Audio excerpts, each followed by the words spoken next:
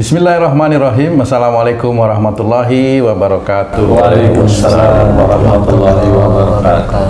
Para pemirsa dan sahabat beriman dimanapun berada, alhamdulillah kita berjumpa lagi di Ustadz Danu Official Channel.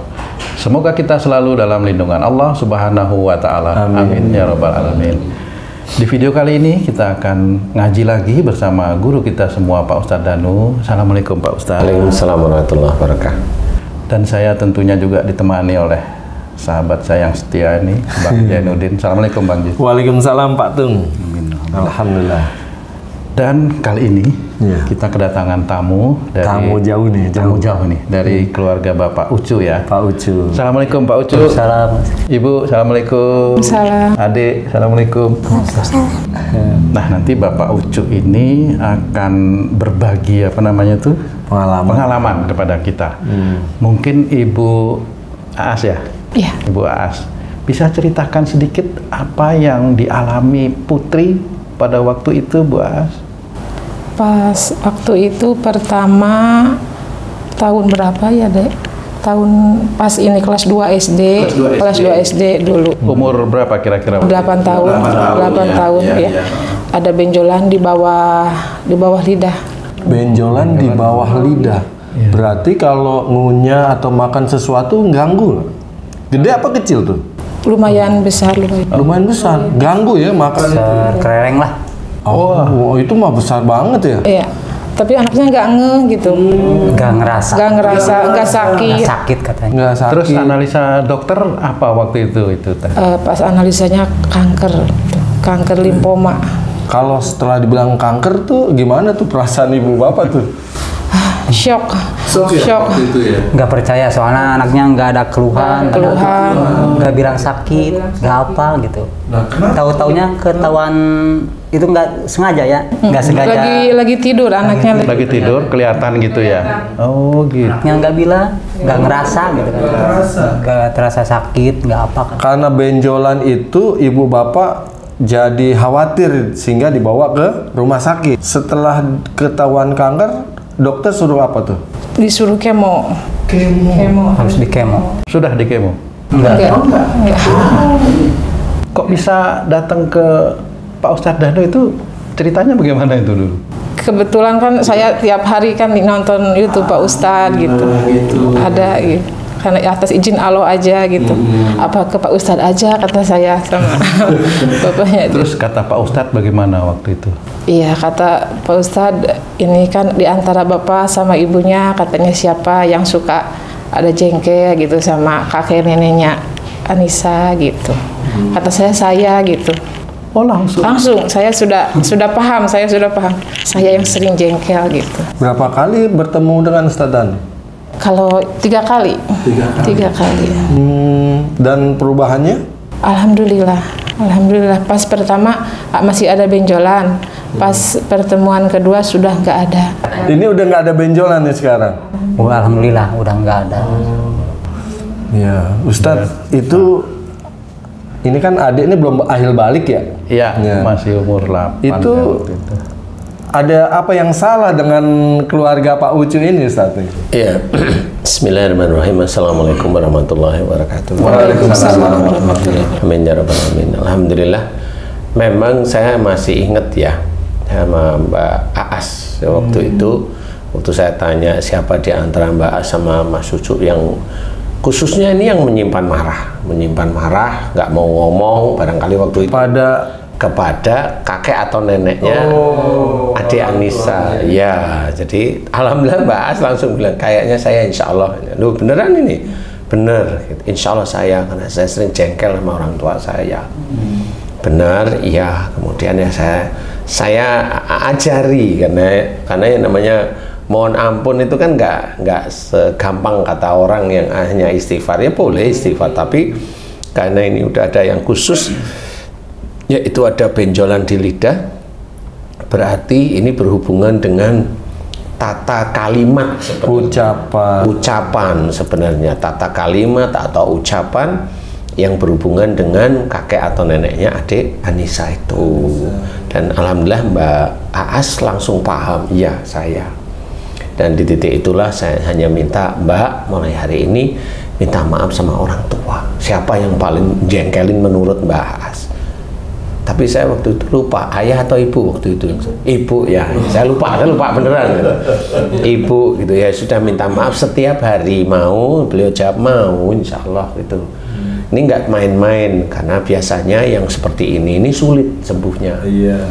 Karena dosa kepada orang tua itu kalau udah muncul penyakit sulit sembuhnya. Saya ngasih tahu sulit, Mbak, tapi kalau Mbak As insya Allah mau beneran minta maaf, jangan mencari ingin sembuh, tetapi totalitas adalah minta maaf sama ibu karena Allah. Jadi sembuh itu milik Allah aja. Dan kayaknya benar pada waktu tadi data yang kedua benjolannya sudah mulai mengecil ya. Waktu itu langsung mengecil. Alhamdulillah datang yang ketiga, alhamdulillah sudah tidak ada. Cuma, nah ini nasihat saya nih. Cuma Mbak Aas itu harus begini. Kesembuhan saat ini adik Anissa ini bukan kesembuhan totalitas. Jadi saya itu punya analisa. Jadi ibarat kalau adik Anissa ini kena kanker waktu itu seperti air yang ada dalam gelas itu tumpah. Itu penyakit itu air itu tumpah. Paham ya? Masih ada air lagi. Masih ada air dalam gelas. Nah, saat ini kalau penyakitnya hilang, tumpahan air itu memang nggak ada. Tapi masih ada air dalam gelas. Air itu ibarat dosa itu, Pak Ustadz. Saya mengibaratkan air itu sebenarnya dosa. Nah, yang tumpah itu yang dimunculkan oleh Allah Ta'ala itu melalui penyakit. Nah, memang akhirnya ini belum bisa dikatakan sembuh total. Mbak Aas harus selalu minta maaf sama ibunya khususnya ya Mbak ya.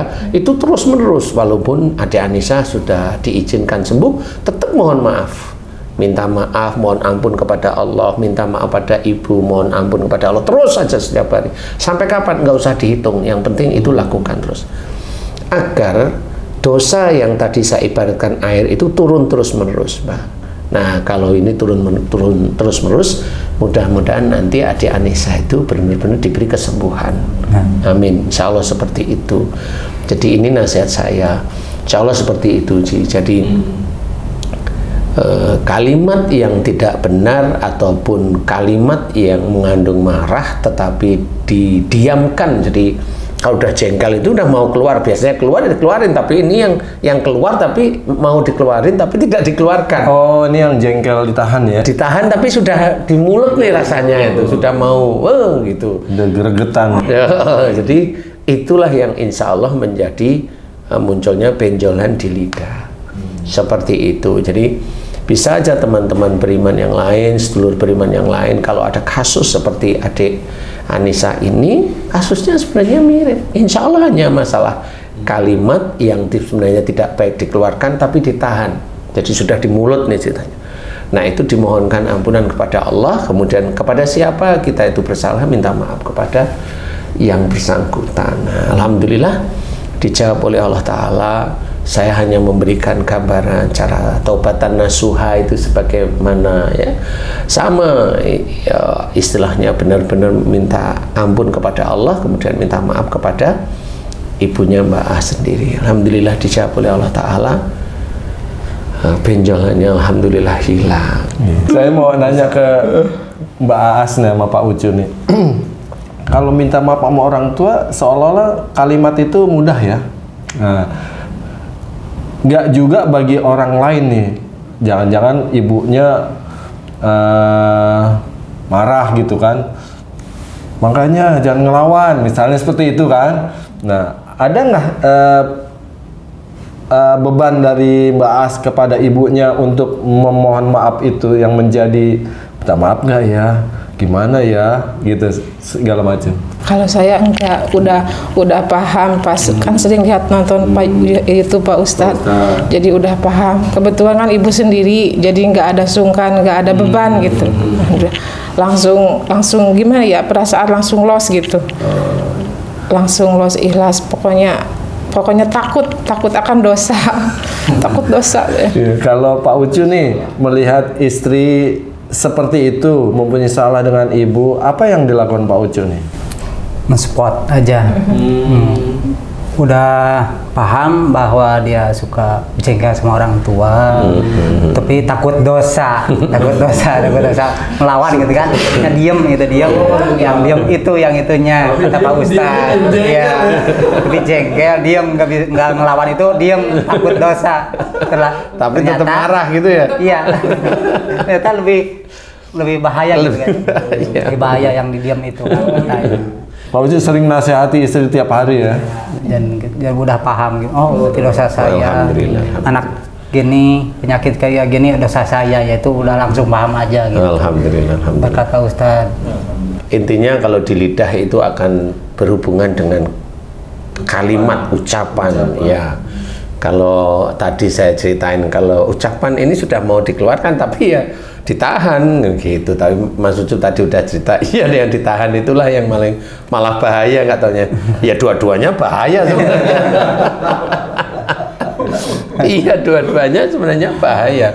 Karena kalau keluar ucapan begini malah bisa aja adik nanti mohon maaf ya ini hanya mudah-mudahan tidak. Ini kalau keluar mamanya Mbak As itu tidak terbendung keluar berani sama ibu, nanti adik Anissa ini malah kena kanker serviks malahan. Nah, kalau kanker serviks itu kata orang-orang pinter, masa anak kecil kok melakukan itu gitu loh. Padahal nggak dari itu sebenarnya gitu loh. Itu dari kalimat-kalimat di mulut dari umpamanya dari Mbak Nisa yang berlebihan marah. Itu bisa seperti itu. Makanya kalau saya kanker serviks itu belum tentu akibatnya apa? Oh iya Mbak As itu ya jadi yang berlian. Jadi intinya kanker serviks itu bukan dari persoalan masalah hubungan suami istri, bukan dari itu, insya Allah bukan dari itu, tapi dari perilaku bicara yang tidak baik didengar oleh telinga manusia, khususnya telinga orang tuanya. Jadi jangan, makanya benar kalau kita disuruh hormat kepada orang tua itu sudah benar kata Allah. Wong kita disuruh oleh orang tua melakukan kesyirikan, Allah menyuruh kita untuk menolak dengan kata-kata yang baik. Nah itu kan cara-cara Allah, cara-cara Rasulullah, ya kita ikutin. Makanya marah itu sebenarnya dilarang oleh Allah Ta'ala. Makanya dalam hadis diceritakan la tadab walakal jannah, jangan marah, bagimu surga. Itu insya Allah sudah benar. Orang yang hobinya marah, ya nanti dia akan masuk neraka. Insya Allah seperti itu. Nah kita belajar agar tidak mengikuti hal yang buruk. Walaupun banyak teman-teman kita yang seiman tapi emosional, biarin aja. Nanti kan pada waktu di akhirat nafsi-nafsi, jadi personal, jadi kita nggak bertanggung jawab. Jadi belajarlah yang baik, belajarlah akhlak yang baik dari Rasulullah. Kerjakan semata-mata karena Allah Ta'ala, karena sesuatu yang baik diniatkan karena Allah, itu akan menjadi amal soleh kita. Terus lakukan, terus lakukan.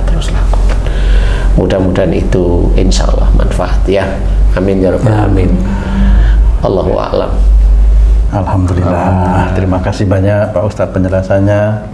Pak Ucup, terima kasih banyak ya kehadirannya Ibu Dek Anissa. Senyum, waduh senyumnya cakep.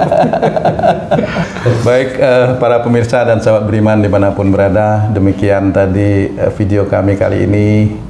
Banyak sekali analisa, kemudian juga sebagian ada nasihat yang diberikan oleh guru kita Pak Ustadz Danu. Mudah-mudahan bisa bermanfaat khusus bagi pemirsa yang punya penyakit yang sama. Mudah-mudahan ini bisa memberikan kekuatan ya untuk banyak-banyak mohon ampun kepada Allah Subhanahu wa Ta'ala. Sampai jumpa di video kami yang lain. Wassalamualaikum warahmatullahi wabarakatuh. Waalaikumsalam warahmatullahi wabarakatuh. Alhamdulillahirabbil alamin. Alhamdulillah.